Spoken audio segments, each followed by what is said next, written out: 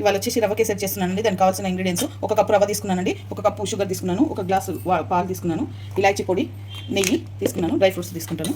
ఇది రవ్వ నెయ్యి వేసి ఇలా వేయించుకోవాలండి బాగా బ్రౌన్ కలర్ వచ్చేదాకా.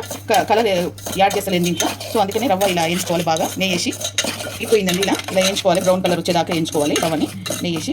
ఇప్పుడు తీసేసుకుంటున్నాను. ఇప్పుడు రవ్వ తీసేసుకున్నానండి, పాలు పోస్తున్నాను. దీంట్లో ఒక గ్లాస్ పాలకి 2 గ్లాసుల వాటర్ పోసుకోవాలండి.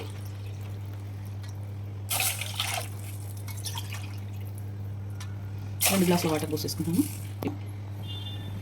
ఇలాచి పౌడర్ కూడా వేసేస్తున్నానండి, ఒక స్పూన్ ఇలాచి పౌడరు,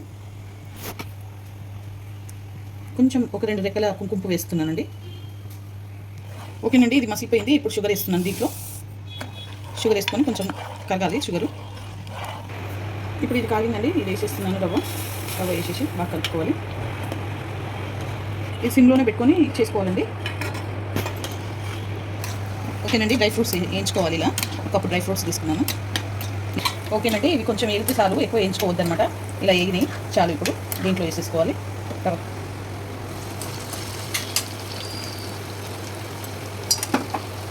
వేసుకొని బాగా కలుపుకొని ఇక దించేసుకోవడమే.